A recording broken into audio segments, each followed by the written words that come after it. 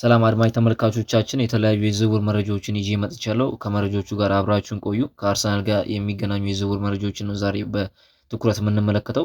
ወደ ፕሮግራሙ ከመግባታችን በፊት ላይክ ብታደርጉልኝ የበለጠ ጠንክሬ እንዲሰራና ሌሎችም እኔን ፕሮግራሜን እንዲያዩልኝ ስለሚያደርግ ላይክ ብታደርጉ በጣም ደስ ይለኛል። ወደ ፕሮግራሙ እንግባ። አርሰናል በዚህኛው የክረምት የዝውውር መስኮት 3 ቦታዎችን ታርጌት አርግቶ እየተንቀሳቀሰ ይገኛል።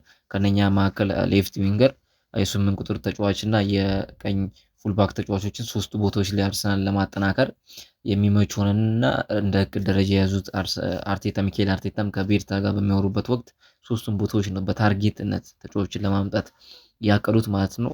የሌፍት ዊንገር ቦታ ላይ እቅዳቸው አርሰናል ከዚህም በላይ ማጥቃቱ ላይ ወርልድ ክላስ የሆኑ ተጫዋቾችን እናም ጥራት ያላቸውን ተጫዋቾች መጨመር ይፈልጋል። እዛ ቦታ ላይ አሁን ላይ እየተጫወቱ የሚገኙት ተጫዋቾች ትሮሳርድ እና ማርቲኔሊ ናቸው። ባለፈው ቪዲዮ ላይ ነግሬያቸዋለሁ። ትሮሳርድ እና ማርቲኔሊ በዚህ ሰዓት በአርሰናል በሚቀጥለው ሲዝን እቅድ ውስጥ ሊኖሩ የማይችሉ ተጫዋቾች ናቸው።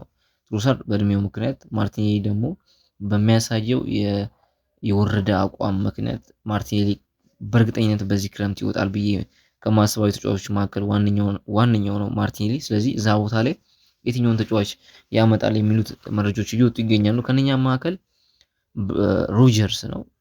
ሮጀርስ የአስቶን ቪላው የግራ ዊንገር እና የ10 ቁጥር ቦታ ተጫዋች ሮጀርስ በአርሰናል እቅድ ውስጥ በጣም ሜን ታርጌት ተደርጎ የሚወሰድ ነው። በእርግጠኝነትም ወደ አርሰናል ይሄዳሉ ከሚባሉ ተጫዋቾች መካከል ዋነኛው ነው። ዴቪድ ኖርንስታይን፣ ፋብሪዚዮ ሮማኖ አርሰናል በጣም ሲሪየስ አርግቶ ነው እየተከታተሉ የሚገኘው ሮጀርስን። ግን ዝውውሩ ላይ ሲገባ ብሬንዳን ሮጀርስ እያለ ያለው ወደ አርሰናል መሄድ የምፈልገው ከአርሰናል ውጭ የሚመጡ ጥያቄዎችን አልቀበልም የሚል ነገሮች አሉ። ያ ደግሞ ለአርሰናል ቀላል ያደርገዋል። ነገር ግን አስቶን ቪላ በሚቀጥለው ዓመት የበለጠ መሰንዘር ይፈልጋል። የመጠን ለፕሪሚየር ሊጉ ቶፕ 4 ላይ መጨረስ ይፈልጋል። ሻምፒየንስ ሊግም ስላለ ቢያንስ ጥሎ ማለፍ ውስጥ ገብቶ እንደ ካቻምናው አይነት ከጥሎ ማለፍ ብሎ 8 ውስጥ ራሱ መግባት ስለሚፈልግ ሮጀርስን ማቆየት ይፈልጋል። ስለዚህ ትንሽ ሰብሰብ ሊል ይችላል። ነገር ግን ከ80 እስከ 100 ሚሊዮን ፓውንድ የሚጠጋ ገንዘብ ማክሲመም እና ሚኒመም ያለው የሚጠጋ ገንዘብ አርሰናል ያስፈልገዋል ሮጀርስን ለማስፈረም የሚሉ መረጃዎች እየወጡ ይገኛሉ ማለት ነው። ሮጀርስን በዛ ልክ የሚወስደው ከሆነ ማለት ነው። ሁለተኛው ተጫዋች ደግሞ ከአርሰናል ጋር በግራ ዊንገር ቦታ ላይ የሚጠቀሰው ሁለተኛው ተጫዋች ክሩፒ ነው። ክሩፒ በርንሞዙ ክሩፒ እዛ ቦታ ላይ መጫወት ይችላል። እንደ ስትራይከርም እንደ 9 ቁጥር መጫወት ይችላል። 9 ቁጥር ሆኖ መጫወት ይችላል። ክሩፒ 19 ዓመቱ ነው።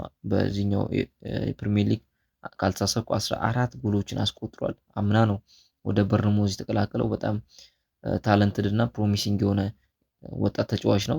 አርሰናል እሱ ላይ ፍላጎት አለው። ነገር ግን 1 ዓመት ነው በብቃቱ የተጫወተ። ኦፍኮርስ ፕሮሚሲንግ ነው። 1 ዓመት ተጫወተ 1 ዓመት ተጫውቷል ተብሎ ተጫዋች አይዘለልም። ነገር ግን በርንሞዞች ለዚህኛው ተጫዋች ምን ያህል ይጠይቃሉ፣ ምን ያህል ይፈልጋሉ የሚለው ሲታይ አርሰናል ከዚህኛው ተጫዋች ሊወጥ የሚችሉበት ነገሮች አሉ ማለት ነው። ምክንያቱም 18 ዓመቱ ነው። 18 ዓመት ተጫዋች ከ70 እስከ 100 ሚሊዮን ማክሲመም እና ሚኒመም አርሰናል ገንዘብ ይከፍላል ወይ? በጣም ይከብዳል። አንደኛ ራሱን በደንብ አላሳየም። ቢያሳይ እንኳን 18 ዓመት ነው። ኦፍኮርስ ታለንትድ ነው። ኦፍኮርስ ፕሮሚሲንግ ነው። ነገር ግን በጣም ወሰብሰብ ሊያደርገው ይችላል። ሮጀርስ ላይ ትኩረት ሊያደርጉ ይችላሉ ማለት ነው። አርሰናሎች ከሚወጡ ተጫዋቾች ጋር ስናይ ካላፊዮሪ አሁን ላይ በሚዲያው ላይ እየተራገበ የሚገኙ ትላልቅ መገናኛ ብዙሃንም ሲሪየስ ሆነ ፍላጎት አለው ሪያል ማድሪድ ካላፊዮሪ ላይ። ለምንድን ነው ይህ ፍላጎት ያለው ሪያል ማድሪድ የሚፈልገው ተጫዋች የግራ እግር ሌፍት ፉት ተጫዋች እና ፉል ባክም ሆኖ መጫወት የሚችል ሴንተር ባክ ነው ማለት ነው። በግራ እግሩ የሚጫወት ሌፍት ሴንተር ባክ ላይም ሌፍት ፉል ባክ ላይ መጫወት የሚችል ተጫዋች ያ ቀጥታ ማንን ያመላክታል?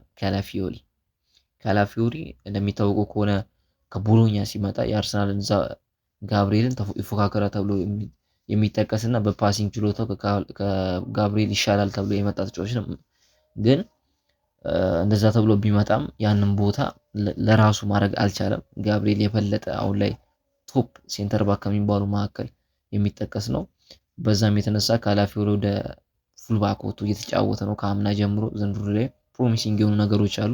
በማጥቃቱ የበለጠ ከኢንካፔ የተሻለ ነው። ኢንካፔ ደግሞ መከላከሉ በጣም የሚጓጣለት ስለሆነ አሁን ላይ ኦፍኮርስ የተለያዩ ተጫዋቾች ሪያል ማድሪድ በሚጠይቃቸው ሰዓት ምንም ያሉበት ክለብ ጥሩ ላይ ቢሆንም ሪያል ማድሪድ የሚጠይቀው ከሆነ ባቡሩ ሲያልፍ ባቡሩስ መግባት ይመርጣሉ። ስለዚህ የማድሪድ ባቡር ሳያልፍ ካላፊዮሪ ባቡር ውስጥ ሊገባ ይችላል የሚሉ መረጃዎች አሉ። ግን ሞሪኖ ጥያቄ ነው ለማድሪድ የሰጡት። አጥኑ ምንድነው ይፈልጋል ወይ ገንዘቡ ስንት ነው የሚከፈልበት?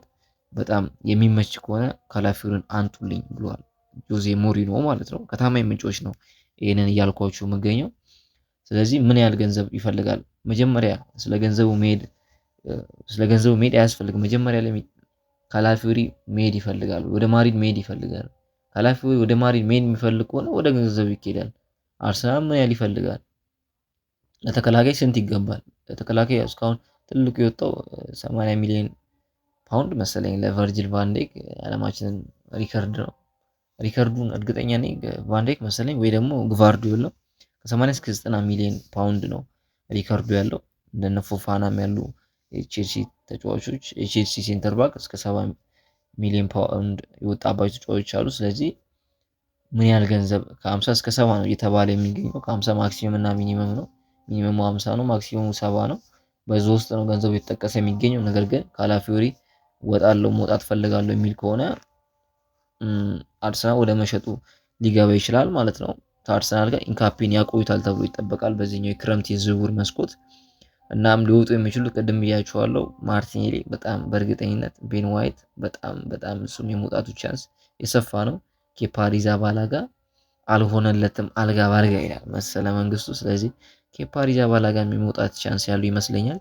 ከአርሰናል ጋር ያሉት የዝውውር መረጃዎች እነኚህ ናቸው። በ7 ደቂቃ አጠር መጠን አድርጌ የነገርኳችሁ። ከተመቻችሁ እዚህ ድረስ ከመጣችሁ ላይክ ብታደርጉልኝ በጣም ደስ ይለኛል። አመሰግናለሁ።